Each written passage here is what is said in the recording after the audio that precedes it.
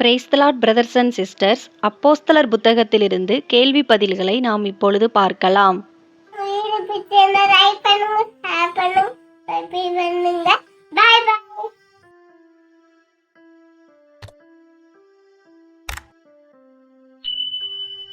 அப்போஸ்தலருடைய நடபடிகள் 15ஆம் அதிகாரத்திலிருந்து மொத்தம் 61 கேள்வி பதில்கள் கொடுக்கப்பட்டுள்ளன.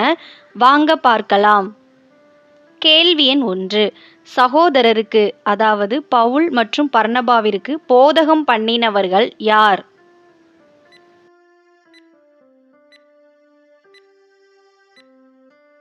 யூதேயாவிலிருந்து வந்த சிலர். அப்போஸ்தலர் 15ஆம் அதிகாரம் 1ஆம் வசனம். கேள்வி எண் 2. யூதேயாவிலிருந்து வந்த சிலர் பவுல் மற்றும் பர்னபாவுக்கு பண்ணின போதகம் என்ன?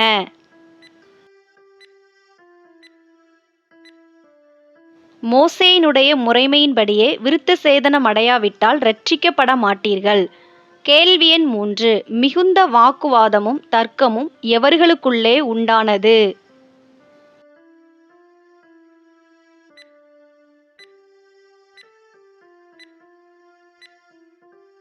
யூதேயாவிலிருந்து வந்த சிலருக்கும் பவுல் மற்றும் பர்னபாவுக்கும். அப்போஸ்தலர் 15ஆம் அதிகாரம் 1ஆம் மற்றும் 2ஆம் வசனங்கள். கேள்வி எண் 4. யூதேயாவிலிருந்து வந்த சிலரிடம் வாக்குவாதம் உண்டானபோது பவுலும் பர்னபாவும் அவர்களை சேர்ந்த சிலரும் எங்கே போக வேண்டுமென்று தீர்மானித்தார்கள்? எருசலேமில் இருக்கிற அப்போஸ்தலரிடத்திற்கும் மூப்பரிடத்திற்கும் போக வேண்டுமென்று. அப்போஸ்தலர் 15ஆம் அதிகாரம் 2ஆம் வசனம். கேள்வி எண் 5. சகோதரர் எல்லாருக்கும் மிகுந்த சந்தோஷத்தை உண்டாக்கினவர்கள் யார்?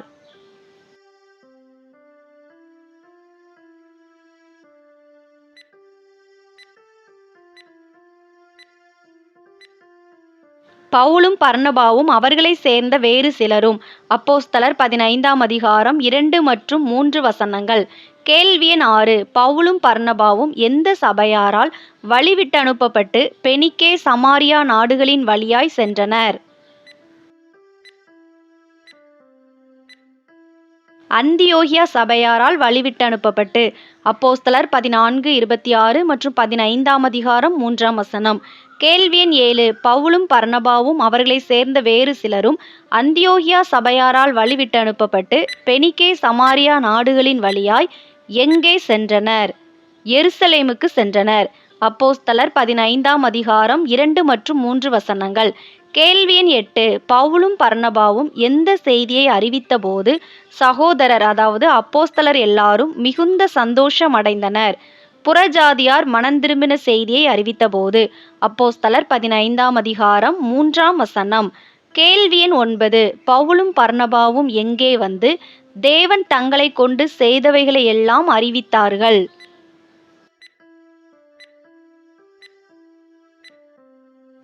எருசலேமுக்கு வந்து. அப்போஸ்தலர் 15ஆம் அதிகாரம் 4ஆம் வசனம். கேள்வி எண் 10. எருசலேமின் சபையாராலும் அப்போஸ்தலராலும் மூப்பராலும் ஏற்றுக்கொள்ளப்பட்டவர்கள் யார்?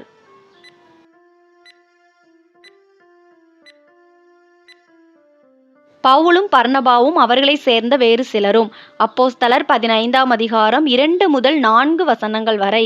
கேள்வி எண் 11. புறஜாதிகள் விருத்த சேதனம் பண்ணுகிறது அவசியம் என்று பவுல் மற்றும் பர்னபாவிடம் கூறினவர்கள் யார்? பரிசேய சமயத்தாரில் விசுவாசிகளான சிலர். அப்போஸ்தலர் 15ஆம் அதிகாரம் 5ஆம் வசனம். கேள்வி எண் 12. எதை கைக்கொள்ளும்படி புறஜாதிகளுக்கு கற்பிக்கிறதும் அவசியம் என்று பரிசேய விசுவாசிகள் பவுல் மற்றும் பர்னபாவிடம் கூறினர்? மோசேயின் நியாய பிரமாணத்தை. அப்போஸ்தலர் 15ஆம் அதிகாரம் 5ஆம் வசனம். கேள்வி எண் 13. விருத்த சேதனத்தை குறித்து ஆலோசனை பண்ணும்படி கூடினவர்கள் யார்?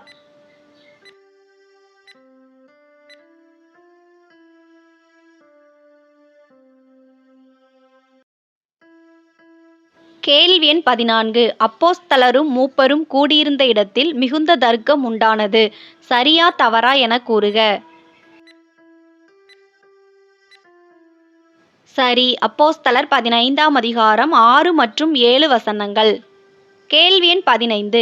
அப்போஸ்தலரும் மூப்பரும் கூடியிருந்த இடத்தில் மிகுந்த தர்க்கம் உண்டானபோது அதை அமர்த்தியது யார்?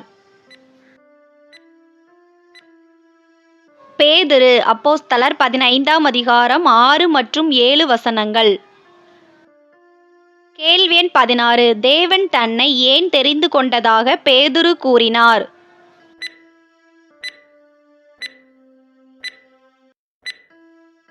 புறஜாதியார் பேதுருவினுடைய வாயினாலே சுவிசேஷ வசனத்தை கேட்டு விசுவாசிக்கும்படி. அப்போஸ்தலர் 15ஆம் அதிகாரம் 7ஆம் வசனம்.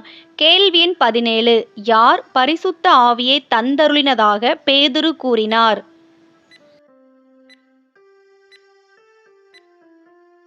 இருதயங்களை அறிந்திருக்கிற தேவன். அப்போஸ்தலர் 15ஆம் அதிகாரம் 8ஆம் வசனம். கேள்வி எண் 18. இருதயங்களை அறிந்திருக்கிற தேவன் யாரை குறித்து சாட்சி கொடுத்தார்?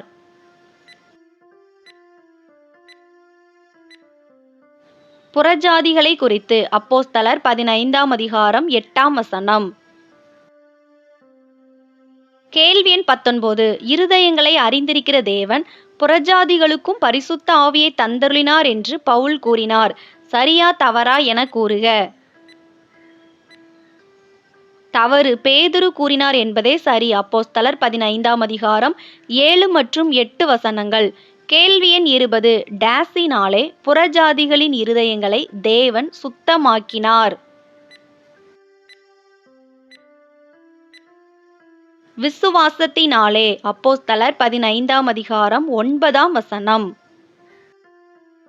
கேள்வி எண் 21. அப்போஸ்தலருக்கும் புறஜாதிகளுக்கும் யாதொரு வித்தியாசமும் இராதபடி தேவன் செய்தார். சரியா தவறா என கூறுக. சரி. அப்போஸ்தலர் 15ஆம் அதிகாரம் 9ஆம் வசனம். கேள்வி எண் 22. பரிசேய விசுவாசிகளான சிலர் எதை சீஷர் கழுத்தின் மேல் சுமத்தி தேவனை சோதித்தனர்? தாங்கள் சுமக்க கூடாதிருந்த நுகத்தடியை. அப்போஸ்தலர் 15ஆம் அதிகாரம் 5 மற்றும் 10 வசனங்கள். கேள்வி எண் 23. கர்த்தராகிய இயேசு கிறிஸ்துவின் டேஸினாலே புறஜாதிகள் இரட்சிக்கப்படுகிறது எப்படியோ அப்படியே நாமும் இரட்சிக்கப்படுவோம் என்று நம்பியிருக்கிறோமே என்று பேதுரு கூறினார். கிருபையினாலே. அப்போஸ்தலர் 15ஆம் அதிகாரம் 11ஆம் வசனம்.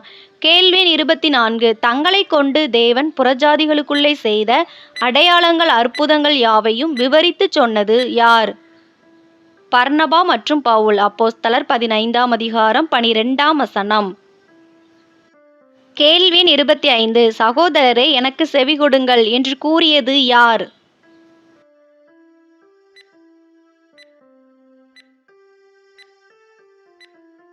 யாக்கோபு. அப்போஸ்தலர் 15ஆம் அதிகாரம் 13ஆம் வசனம். இந்த வீடியோ உங்களுக்கு பயனுள்ளதாக இருந்ததுன்னா நம்ம சேனலை சப்ஸ்கிரைப் பண்ணாதவங்க மறக்காமல் சப்ஸ்கிரைப் பண்ணிக்கோங்க. நிறைய பேர் சப்ஸ்கிரைப் பண்ணாமல் தான் பார்க்குறீங்க. நீங்கள் சப்ஸ்கிரைப் பண்ணி பார்க்கும்படி உங்களை அன்புடன் கேட்டுக்கொள்கிறேன். அப்படியே பக்கத்தில் இருக்கிற பெல் பட்டனை கிளிக் பண்ணி ஆளுங்கிற பட்டனை கிளிக் பண்ணுங்கள். அப்போ தான் நாங்கள் எப்போல்லாம் வீடியோஸ் போடுறோமோ அப்போல்லாம் உங்களுக்கு நோட்டிஃபிகேஷனில் வரும். இந்த வீடியோ உங்களுக்கு பிடிச்சிருந்ததுன்னா லைக் பண்ணுங்கள், ஹைப் பண்ணுங்கள். நீங்கள் பண்ணுற ஒரு லைக் தான் இந்த மாதிரி வீடியோஸ் போட எங்களை இன்னும் உற்சாகப்படுத்தும். வேதாகம தேர்வு எழுத உங்களுடைய நண்பர்கள் மற்றும் உறவினர்களுக்கும் இந்த வீடியோவை ஷேர் பண்ணுங்கள். அவங்களும் பயன்பெறட்டும். கேள்வி எண் 26. தேவன் முதல் புறஜாதிகளுக்கு கடாட்சித்து அருளின விதத்தை விவரித்து சொன்னது யார்? சிமியோன். அப்போஸ்தலர் 15ஆம் அதிகாரம் 14ஆம் வசனம். கேள்வி எண் 27. சிமியோன் விவரித்து சொன்ன வாக்கியம் எதற்கு ஒத்திருக்கிறது?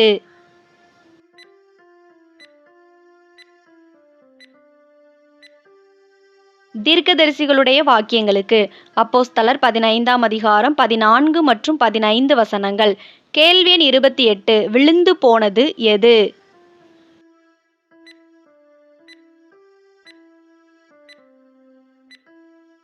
தாவீதின் கூடாரம். அப்போஸ்தலர் 15ஆம் அதிகாரம் 17ஆம் வசனம். கேள்வி எண் 29. கர்த்தர் எதை மறுபடியும் சீர்படுத்துவார்?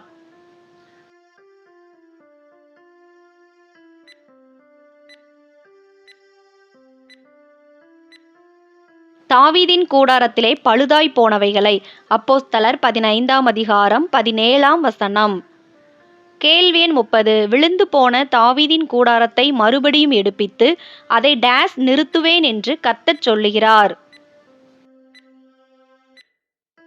செவ்வையாக நிறுத்துவேன் என்று. அப்போஸ்தலர் 15ஆம் அதிகாரம் 17ஆம் வசனம். கேள்வி எண் 31 விழுந்து போன தாவீதின் கூடாரத்தை மறுபடியும் எடுப்பித்து சீர்படுத்தி நிறுத்துவேன் என்று கர்த்தர் சொல்வதாக உரைத்த தீர்க்கதரிசி யார்? ஆமோஸ். ஆமோஸ் 9ஆம் அதிகாரம் 12ஆம் வசனம்.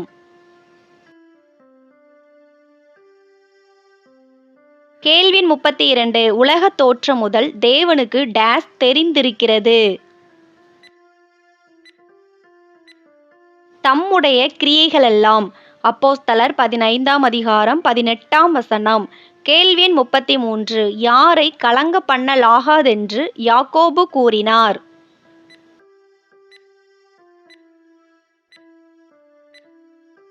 புறஜாதிகளில் தேவனிடத்தில் திரும்புகிறவர்களை. அப்போஸ்தலர் 15ஆம் அதிகாரம் 19ஆம் வசனம்.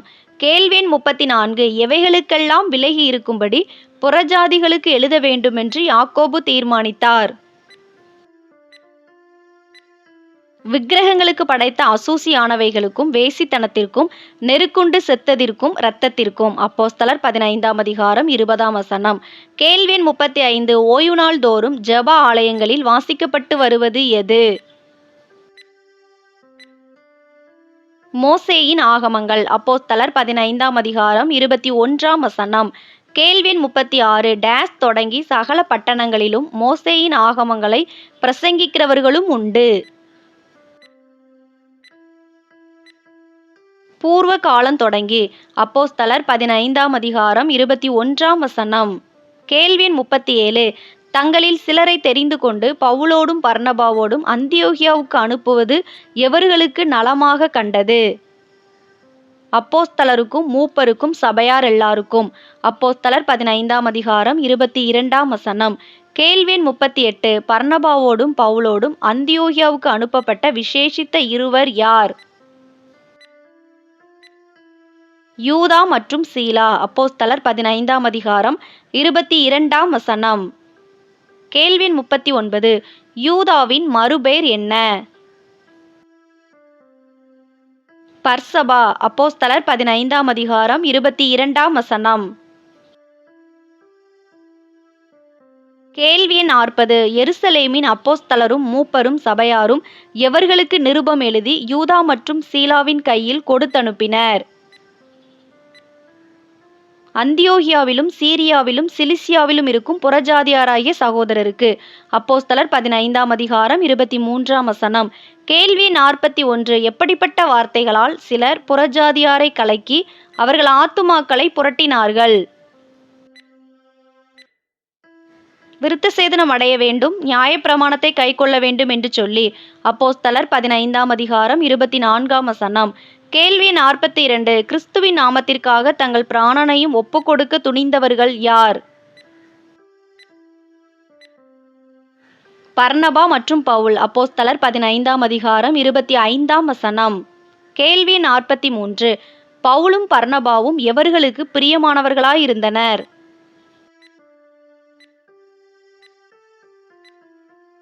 எருசலேமின் அப்போஸ்தலருக்கும் மூப்பருக்கும் சபையாருக்கும். அப்போஸ்தலர் 15ஆம் அதிகாரம் 22 மற்றும் 25 வசனங்கள். கேள்வி 44 யூதா மற்றும் சீலா என்பவர்கள் தீர்க்கதரிசிகள். சரியா தவறா என கூறுக. சரி. அப்போஸ்தலர் 15ஆம் அதிகாரம் 32ஆம் வசனம். கேள்வி 45 ஒருமனப்பட்டு கூடினவர்கள் யார்?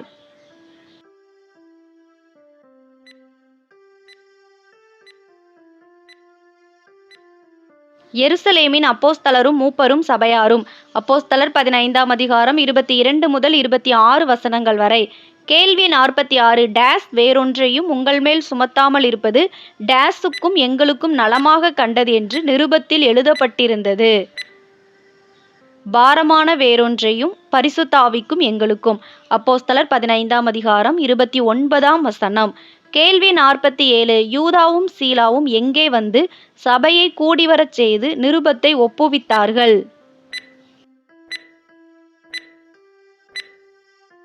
அந்தியோகியாவுக்கு வந்து அப்போஸ்தலர் 15ஆம் அதிகாரம் 30ஆம் வசனம். கேள்வி 48. அநேக வார்த்தைகளினால் சகோதரருக்கு புத்தி சொல்லி அவர்களை திடப்படுத்தியவர்கள் யார்?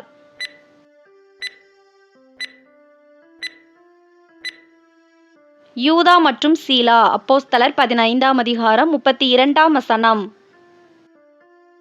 கேள்வி 49. யூதாவும் சீலாவும் சகோதரரால் டேஸ் அப்போஸ்தலரிடத்திற்கு அனுப்பிவிடப்பட்டார்கள்.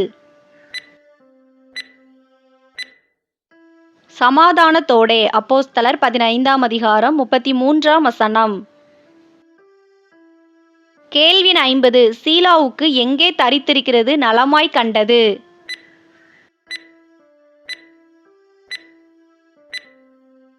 அந்தியோகியாவில் தரித்திருக்கிறது. அப்போஸ்தலர் 15ஆம் அதிகாரம் 34ஆம் வசனம்.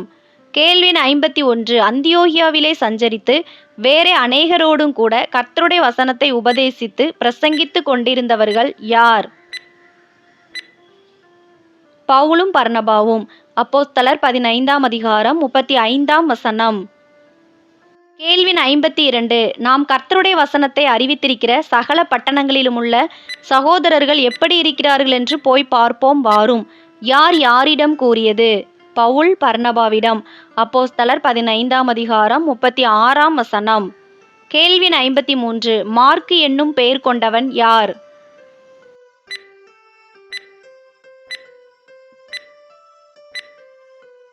யோவான். அப்போஸ்தலர் 15ஆம் அதிகாரம் 37ஆம் வசனம். கேள்வி 54. மார்க்கு என்னும் பெயர் கொண்ட யோவானை கூட அழைத்து கொண்டு போக வேண்டும் என்று யார் யாரிடம் கூறியது? பர்னபா பவுலிடம். அப்போஸ்தலர் 15ஆம் அதிகாரம் 37ஆம் வசனம். கேள்வி 55. மார்க்கு என்னும் பெயர் கொண்ட யோவான் எந்த நாட்டிலே பவுலையும் பர்னபாவையும் விட்டு பிரிந்து சென்றான்? பம்பிலியா நாட்டிலே.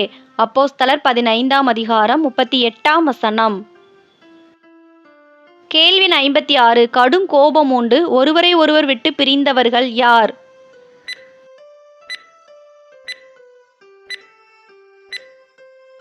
பவுல் மற்றும் பர்னபா. அப்போஸ்தலர் 15ஆம் அதிகாரம் 37 முதல் 39 வசனங்கள் வரை.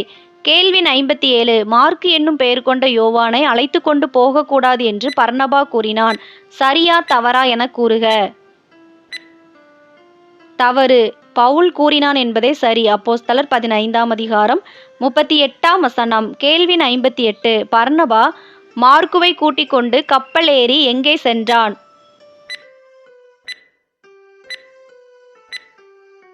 சீப்புரு தீவுக்கு சென்றான். அப்போஸ்தலர் 15ஆம் அதிகாரம் 39ஆம் வசனம். கேள்வி 59. பவுலை விட்டு பர்னபா பிரிந்த பின் பவுல் யாரை தெரிந்து கொண்டார்?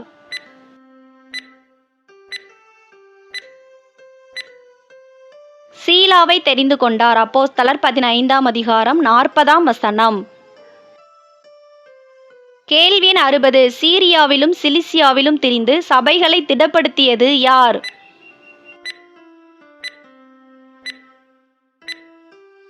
பவுல். அப்போஸ்தலர் 15ஆம் அதிகாரம் 40 மற்றும் 41 வசனங்கள்.